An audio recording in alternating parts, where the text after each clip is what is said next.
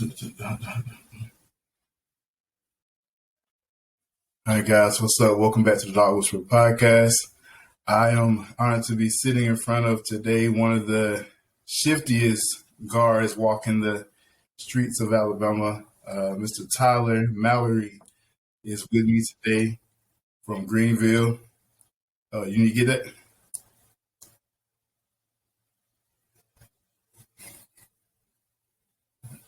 He had to knock on the door.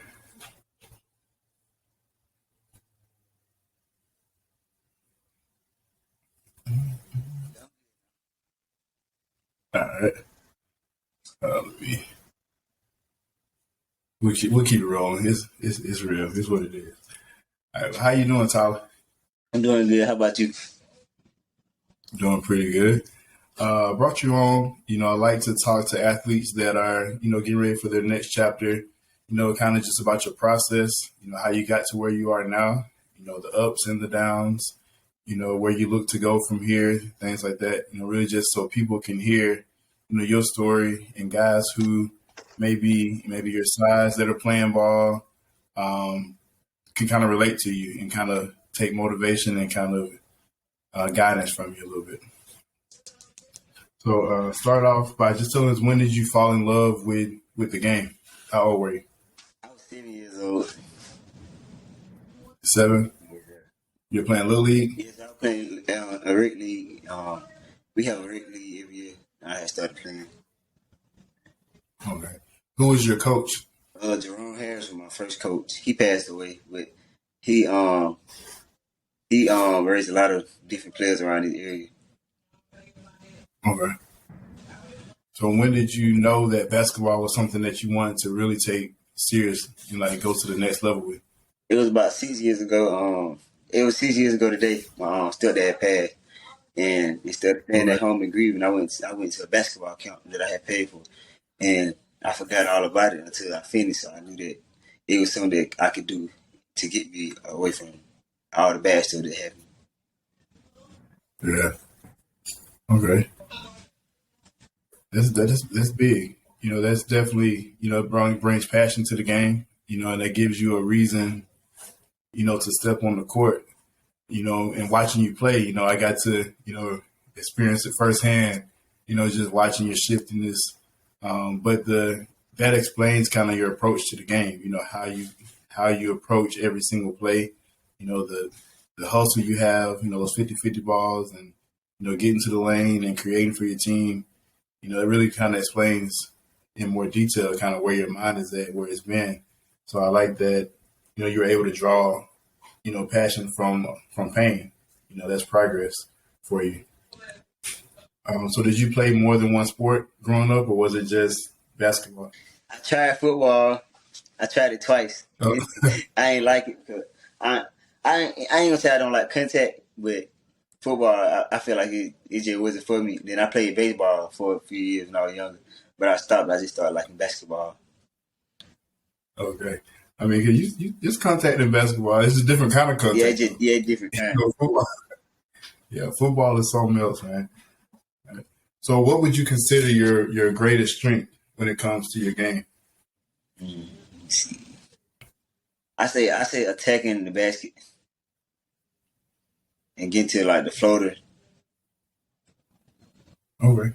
So do you work on that a lot? Is that something that you really dive into in practice, like working on attacking and working on that floater to be able to perfect that? Yes, sir. I work on it a lot because I know I'm small.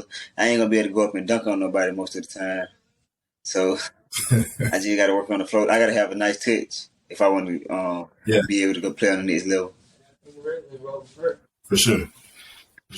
So how often do you work on your shot? Do you do a lot of shot work? Yes, I work on it a lot. I even it out most of the time. Okay. So walk me through, what's your typical mindset, when you're approaching the game? Because, going into your senior year even, you were a 1,000-point scorer in one season. So how do you, what's your mindset going into that senior year? What were you thinking? You know what I'm saying? I ain't make All-State last year, and I ain't getting no offers in there. So I wanted to go in with a chip on my shoulder, and I knew I had to lead my team. And that's Yeah. what I did. They believed in me, put in the work for it. Yeah. I mean, 1,000 points, man. Like that's crazy. Like one season, you put up a lot of numbers, but in addition to those points, I think what stands out to me is that in most of the games that you had, 40-point games and 50-point games, I also see double digits in assists. And then on down the stat line, I also see some steals. I see rebounds. So it lets me know that even though you're scoring these points, you're everywhere on the court. You're not just waiting for the offensive possession. So your team believing in you, but, taking that leadership role and knowing you had to score and knowing you wanted to score, like, was there any time that you felt a lot of pressure, or was it pretty comfortable for you been in that moment? It was times I felt pressure, but I didn't let it get, like, I didn't think about it. I just went out. I was like, my family and my team, my coach, they was always like, don't try to live up to the hype. Just go out there and play your game. And every time I step on the court, I Yeah, pray to God, because I know that's what I'm doing it for. I ain't trying to impress nobody else, so it wasn't really no yeah. pressure. I was calm. I like that. And speaking of, doing for God, that's actually the quote that's in your bio. I read your bio some time ago. It says, "Work as we're doing it for the Lord and not for people." Is that do you go to that verse a lot? Like, does that go through your head as far as when you get ready to play? Yes, sir. It's been like that since my freshman year. That's when I seen it, and I stuck with it. Okay, that's major. And then the second part of that, he says, "Seek and destroy." So what is like? How does that go into your game? Like, what are you seek and you destroy? Like, are you looking at your defender and you want to, destroy that defender, or is it just the whole concept of that game that you're The whole concept of the game. Um, Nobody ain't gonna. I feel like nobody ain't gonna spell me when I come on the court, so I should spell them. in? Yeah. Okay. So, were there any moments? When did your recruitment start? Actually, so when did you get your first offer? I know you didn't have any last It was the summer of last year. year. Okay. Yes, sir. So going for a while without having those offers, was there any times that you started kind of doubting whether or not you would go to the next level, or was there always in your mind, I just have to keep working and it's going to happen? Yes, I was always saying, "I'm keep working, and it was gonna happen." I didn't know when it was gonna happen. I just knew that. I just prayed about it. And I knew God had a plan. I always think that God got a plan for me. I don't know what it is yet, Yeah. so I just got to keep working. That's all I can do. Just keep working, and when my chance come, I just got to be ready. Yeah. So what made Reed State the place for you? Say it again. What made Reed State, the place that you decided on? Like, what made that feel like home for you? I felt like they wanted me the most. They showed me consistency, and I knew the coach. He played at the University of Alabama, and if I play good Right. enough, I know he should have. I know he had connections to get me to a bigger school, and that's what I need. And I need somebody that been playing and know the game real good, and I think that was the perfect fit. Okay. That's exciting. So what is your goal? You said going to a bigger school. What else are you looking at as far as when you're going into Reed? Like, what's your goals for your first season there? Uh, I've been working on trying to find some different goals to accomplish. Because in high school, I look like I had a good career, but I know half of the goals that I put myself to have, I didn't get them. So I'm gonna make some more goals. I'm working on them now, and I want to accomplish them goals because you might do something good, but if you don't accomplish your goals, you ain't good enough yet. So that's how I look at it. I like that. When you get those goals, you let me know. Yeah, Like, write me and let me know what the goals are. I definitely want to know. I definitely want to follow, your career. I've followed you for a while. Um, I definitely was looking to see, like, kind of where your offers are going to come from. 'Cause I believe early on that you should have had offers. And that's why, I always write you asking, like, how's it going? Are you getting offers? Who's looking at you? Just kind of seeing, how it's going because you've been a dynamic player for a long time. And I think this senior year, a lot of people are starting to take notice of that because of the numbers. But outside of the numbers, you've always had a kind of grit to you. And I think being a smaller guard, you kind of approach the game with like you're not going to bully me type of mindset. And so you really go after it. So it's fun to watch you for sure. I definitely want to keep watching you, into your freshman year for sure. So if you could choose like one skill to improve on, what would that skill be? I say dribbling. I say dribbling because I know in college you ain't gotta have crazy hands, but you gotta be able to handle the ball with somebody being physical, which I know college would be more physical. So I gotta be able to handle the ball and be strong and be able to take the bump. Have you been in the weight room? Yes, sir. I work out 4 times a week. Yeah. So what would you say has been your biggest challenge over your high school career over the last 4 years? What has been your biggest challenge?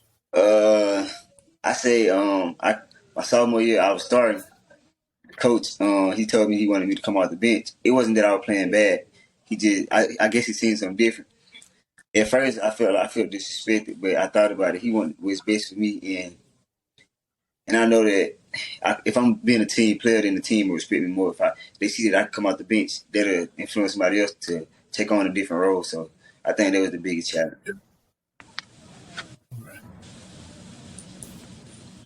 So during your high school career, have you had any criticism? Like have people kind of came at you about your game, about all the points you score, or your skill set? Have you faced any criticism about any of that? Yes, sir. I picked up my defense tremendously through the all season. That was one thing people don't notice it because I scored so many points, but I got way better on defense because I didn't used to take charges and stuff like that. But I told myself I got to start doing something. I'm smaller, so I got to do something that somebody else ain't doing. That's why I ended up with so many steals, and I led the team in charges. But people don't know that neither. Yeah, I know it. It's not, trust me, they know. You know what I'm saying? If you do your research, you definitely see all of the stat sheet. I think the points are just an easy stopping point. You know what I'm saying? You see the points and you put a player in a box based off of that. You say he's a scorer, he's an offensive player because of how many points you're able to score. But, the stat sheet is definitely full. Like you have, you're marking every single box. So, you're going to be easy to coach, at the next level if you keep playing that way. So how did you really handle, that criticism, knowing that, you've kind of been put into this box of being a offensive player? Like you said, you worked on your defense, but what was your mindset as far as like handling all of that criticism or people saying something like that about you? I just told my coach that I wanted to get better at defense, and he gave me different drills to do. And I knew, like, I worked on them by myself. I go to the gym. Instead of just working on offense, I do defensive drills, stuff like that, and that helped.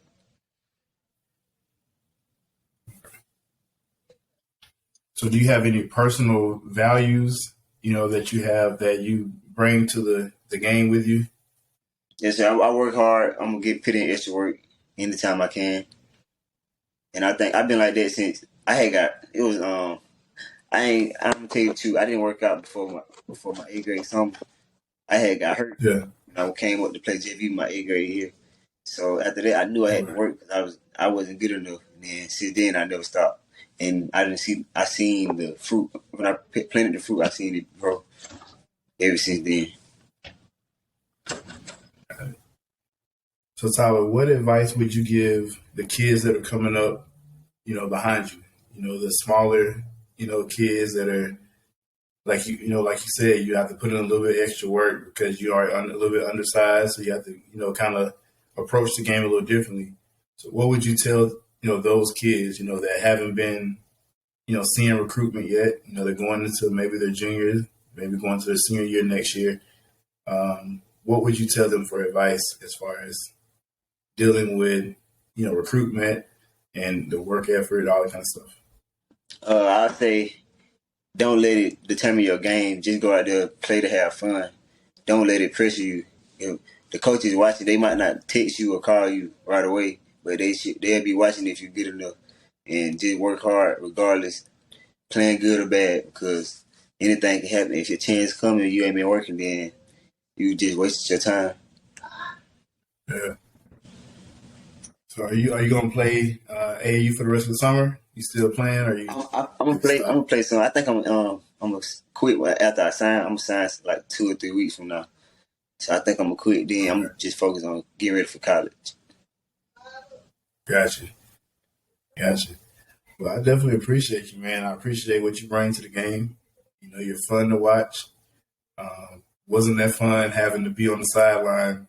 I didn't have that much of a team with me having to step on the sideline watching you play a couple weeks ago. But it is fun to watch you, though. You know, you definitely bring a lot of energy to the game. So definitely keep working hard. You know, keep being, the humble kid that you are. You know, everything about you, your social media presence, everything kind of makes it easy, to see you going to that next level. So you will go far. I hope hope you believe that. I hope you keep that confidence. Just keep working. Yes, sir. Thank you. Yes, sir. I appreciate you coming on. I'll be looking out for you. All right.